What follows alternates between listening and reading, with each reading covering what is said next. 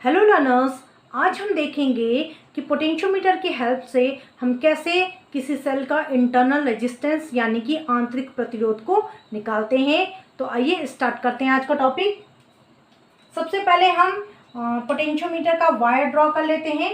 ये आपका वायर हो गया ए बी। फिर ए पॉइंट को कनेक्ट करते हैं बैटरी के पॉजिटिव टर्मिनल से, नेगेटिव टर्मिनल को कनेक्ट करते हैं की के से, इसको की K1 मान लीजिए, इसको B1 मान लीजिए, और इसको कनेक्ट करेंगे रियोस्टेट से यानी कि धारा नियंत्रक से। ठीक है, फिर ए पॉइंट को यहाँ लिख लेते हैं। फिर ए पॉइंट को कनेक्ट करेंगे उस सेल के पॉजिटिव टर्मिनल से जिस सेल का हमें इंटरनल रेजिस्टेंस यानी कि आंतरिक प्रतिरोध निकालना है। ठीक है, और इस सेल का ईएमएफ जो विद्युत वाहक बल है उसको ई मान लेते हैं। ये आपका इंटरनल रेजिस्टेंस हो गया सेल का, इसको स्मॉल आर मान लेते हैं। फिर इसके इस सेल के पैरेलल में कनेक्ट करते हैं रेजिस्टेंस को, नॉन रेजिस्टेंस को, जिसकी वैल्यू हमें पता है। ठीक है, फिर इसको कनेक्ट करते हैं K2 की से। ठीक है, फिर इस पूरे कॉम्बिनेशन को आप कनेक्ट करोगे गैल्वेनोमीटर से, जी से।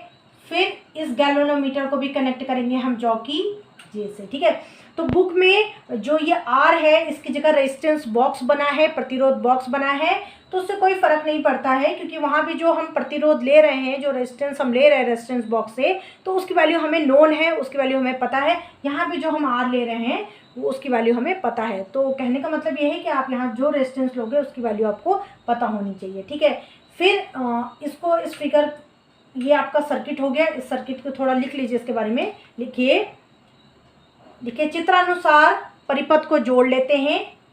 लिखिए, माना सेल का विद्युत वाहक बल E तथा आंतरिक प्रतिरोध स्मॉल r है। फिर लिखिए, माना इस सेल के समांतर क्रम में ज्ञात प्रतिरोध कैपिटल R को जोड़ दिया गया है।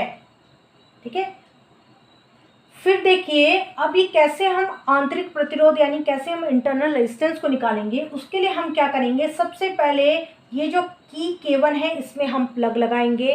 प्लग लगाकर हम सेल E के लिए हम शून्य विक्षेप स्थिति नल डिफ्लेक्शन पॉइंट को ढूंढेंगे। ठीक है, अभी हम K1 में प्लग लगाएंगे, K2 में प्लग नहीं लगाएंगे। ध्यान रखिएगा, अभी आपका जो सर्किट में है ये आपका E होगा, ये वाला पार्ट आपका सर्किट में अभी नहीं है। तो E के लिए हम क्या करेंगे, सेल E के लिए हम नल डिफ्लेक्शन पॉइंट ढूंढेंगे। ठीक है, फिर हम क्या करेंगे, K2 में प्लग लगाएंगे। अब K2 में प्लग लगा के हम इस पूरे कॉम्बिनेशन के लिए नल डिफ्लेक्शन पॉइंट को ढूंढेंगे। ठीक है, इस पॉइंट को आप P मान लीजिए, इस पॉइंट को आप Q मान लीजिए।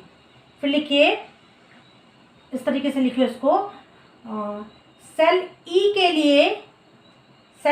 लिए कुंजी K1 में प्लग लगाकर शून्य विक्षेप स्थिति को ज्ञात करते हैं। फिर लिखिए, माना इस स्थिति की बिंदु A से दूरी L1 सेंटीमीटर है। फिर लिखिए, तब उस केस में आपका E इक्वल्स टू हो जाएगा K L1। इसको मान लीजिए क्वेश्चन नंबर फर्स्ट। ठीक है, ये फॉर्मूला हमने पिछले लेक्चर में भी डिस्कस किया है। फिर नेक्स्ट लिखिए,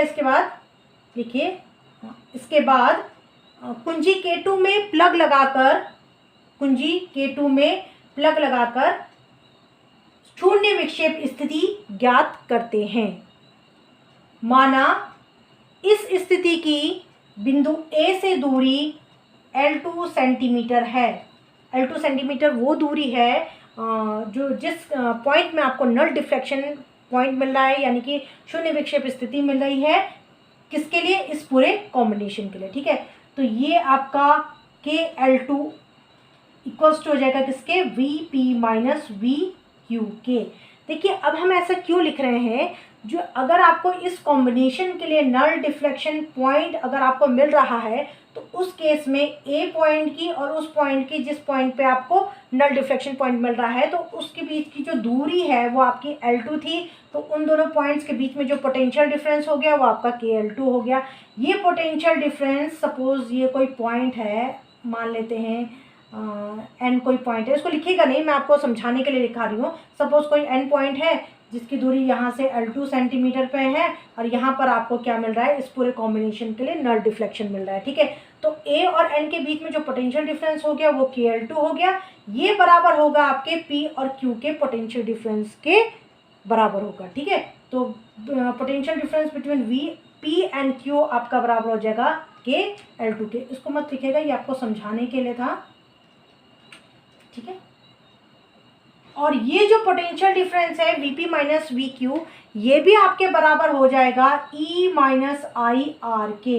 अब E माइनस आई आर हमने कैसे लिखा, तो देखिए अब ये जो सर्किट है, जब आपने इस K2 को इस कुंजी K2 में, इस की K2 में जब आप प्लग लगा रहे हो, तब ये अब आपका ये जो सर्किट है ये क्लोज सर्किट हो गया है, और इस सर्किट के अंदर करंट फ्लो करेगा, माना कि I करंट आपका फ्लो कर रहा है। ठीक है, तो देखिए अब इस सर्किट के अंदर आपका करंट फ्लो कर रहा है, इस सर्किट के अंदर आपका करंट फ्लो कर रहा है। तो इस सर्किट के अंदर जो आपका करंट फ्लो कर रहा है, उसके कारण क्या होगा कि आपका ये जो सेल है इसके टर्मिनल के अक्रॉस जो पोटेंशियल डिफरेंस होगा, अब वो टर्मिनल वोल्टेज कहलाएगा, ना कि ईएमएफ कहलाएगा। इसीलिए अब इन दोनों पॉइंट्स के बीच में जो पोटेंशियल डिफरेंस होगा E माइनस आई आर होगा। जिस लेक्चर में हमने ईएमएफ और इंटरनल रेजिस्टेंस एंड उसके बारे में पढ़ा था, टर्मिनल वोल्टेज के बारे में पढ़ा था, वहाँ मैंने आपको बताया था कि अगर आपका सेल ओपन सर्किट में है तो उस सेल की जो टर्मिनल्स होते हैं उनके बीच में जो पोटेंशियल डिफरेंस होता है वो आपका E होता है, ईएमएफ होता है। और अगर आपका सेल क्लोज सर्किट में है, यानी आपका करंट फ्लो कर रहा है उस सर्किट में, तो आपका उस सेल के टर्मिनल्स के अक्रॉस जो पोटेंशियल डिफरेंस होगा वो आपका क्या होगा, टर्मिनल वोल्टेज होगा। और टर्मिनल वोल्टेज का फॉर्मूला क्या होता है, E माइनस आई आर। ठीक है, तो अब E माइनस आई की जगह आप लिख सकते हो E upon R plus small r into R equals to KL2। ठीक है, कैसे लिखोगे, since I equals to E upon R plus small r। ये फॉर्मूला भी हमने वहाँ डिस्कस किया था, डिराइव किया था हमने फॉर्मूला। ठीक है, और इसको अब हम सॉल्व कर लेंगे, एलसीएम ले लेंगे, r प्लस स्मॉल r, फिर ये इससे मल्टीप्लाई हो जाएगा E into R plus small r minus E, इससे मल्टीप्लाई हो जाएगा E into R equals to KL2। ठीक है, अब इसको सॉल्व करिए, ये देखिए ये ER कैंसिल हो जाएगा, ER plus ER minus E small r upon capital R plus small r equals to KL2। अब ये कैंसिल हो जाएगा, आपका क्या बचा, ER divided by capital R plus small r equals to KL2। इसको मान लीजिए इक्वेशन नंबर 2। अब इक्वेशन फर्स्ट से इक्वेशन 2 को डिवाइड करेंगे, लिखिए समीकरण 1 व 2 से, समीकरण 1 व 2 से। तो अब आपका क्या हो जाएगा, E अपॉन, इसको लिखेंगे आप, लिखिए E डिवाइडेड बाई, इसको लिखिए ER upon R plus R equals to KL1 divided by KL2। ठीक है, अब इसको आगे लिखते हैं, इसको मिटा देते हैं। अब इसको सॉल्व करेंगे तो देखिए E कैंसिल हो जाएगा, capital R plus small r numerator में चला जाएगा, तो ये हो जाएगा capital R plus small r divided by capital R equals to K भी कैंसिल हो जाएगा, तो यहाँ बचेगा L1 बाई L2। फिर इसको सॉल्व करेंगे, ये हो जाएगा 1 plus small r upon capital R equals to L1 upon L2। फिर यहाँ से 1 को उधर ले जाएंगे क्योंकि हमें r की वैल्यू निकालनी है, स्मॉल r की वैल्यू पता करनी है, तो small r upon capital R equals हो जाएगा L1 अपॉन L2 माइनस, ये 1 उधर चला जाएगा तो ये हो जाएगा -1। यहाँ से स्मॉल r की वैल्यू निकल जाएगी, r ऊपर चला जाएगा न्यूमरेटर में, तो ये जाएगा L1 अपॉन L2 माइनस 1। तो ये फॉर्मूला आ गया आपका इंटरनल रेजिस्टेंस को फाइंड करने का किसी सेल के लिए। L1 L2 को आप मीटर स्केल से रीड कर सकते हो इसकी वैल्यू को, और इसको सॉल्व कर लोगे, और R की वैल्यू हमें पहले से ही पता है। तो इस तरीके से हम सेल का इंटरनल रेजिस्टेंस आसानी से पता कर सकते हैं, आंतरिक प्रतिरोध को हम पता कर सकते हैं। ठीक है, तो ये जो टॉपिक था ये आपका करंट इलेक्ट्रिसिटी का लास्ट टॉपिक था, ये चैप्टर यहीं ख़त्म होता है। अब हम नेक्स्ट क्लास में नेक्स्ट चैप्टर के साथ फिर मिलेंगे। Good bye.